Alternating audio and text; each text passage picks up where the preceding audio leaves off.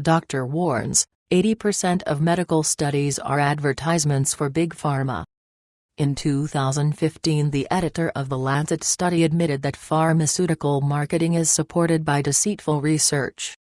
Now, a new report issued by a distinguished doctor provides more insight into how drug companies manipulate scientific research in order to advance corporate interests in the realms of health and medicine.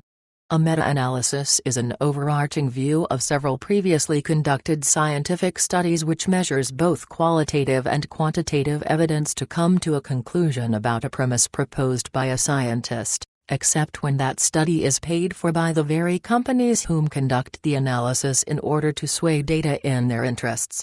Though the tool of meta-analysis is used in every branch of science, it has become an important device for doctors when trying to determine the best method of treating disease.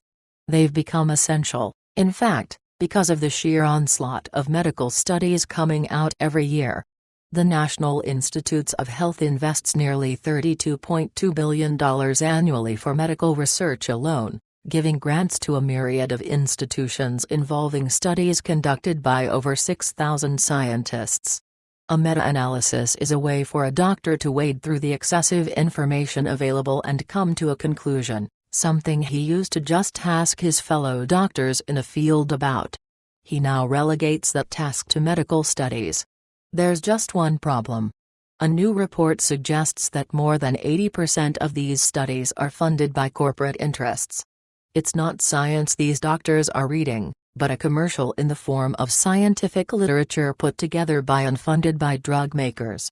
These kinds of studies are extremely important, according to Dr. John Ioannidis, a professor of medicine health research and policy at Stanford University. He has conducted many of these types of studies throughout his career, and he says, they're trying to make some sense out of a very convoluted scientific and medical literature. Not much sense is being made, though, despite thousands upon thousands of research studies. Ioannidis suggests, drug companies, can get the results or at least the interpretation that fits their needs. So you have the most powerful and most prestigious design in current medical evidence, and it can be easily manipulated as an advertisement, as a marketing tool. Though the National Academy of Medicine offers many protocols for divulging the money behind the study, it can be very difficult for doctors well versed in medical jargon, let alone a common person doing their own research, to wade through the subtleties of a study which is designed from its origins to come to a specific conclusion. For example, Pfizer, the maker of Prozac, and who pays for many of the meta-analysis for their own drugs, can hide their authorship behind an institution, a scientist, or even suggest in the analysis itself findings which are not an assimilation of unbiased analytical data, but which simply promote the use of their product. Many studies have found similar issues with drug companies meddling in the scientific data to skew it in their favor.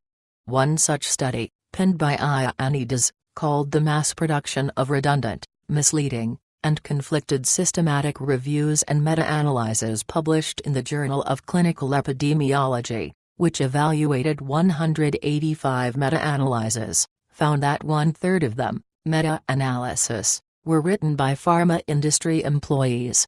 Other conflicts of interest were also very apparent.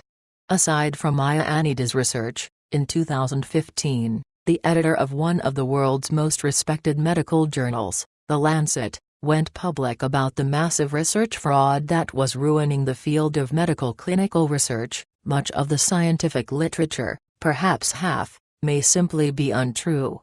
Afflicted by studies with small sample sizes, tiny effects, invalid exploratory analyses, and flagrant conflicts of interest, together with an obsession for pursuing fashionable trends of dubious importance, science has taken a turn towards darkness.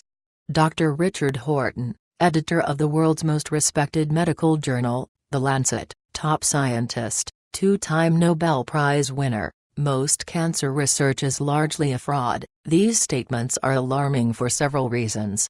First, there is the implied lack of any sort of unbiased research on medicine, along with the ridiculous amounts of public funds, let alone private, being spent on medical research, that is already determined well before a study is analyzed. Secondly, the public is swindled once again with fancy, peer-reviewed, scientific journals which should stand as fact, but have been infiltrated by the corporate elite. As Ioannidis states, the publication of systematic reviews and meta-analyses should be realigned to remove biases and vested interests and to integrate them better with the primary production of evidence. The corporate takeover of medicine continues. By Christina Sarek, Waking Times.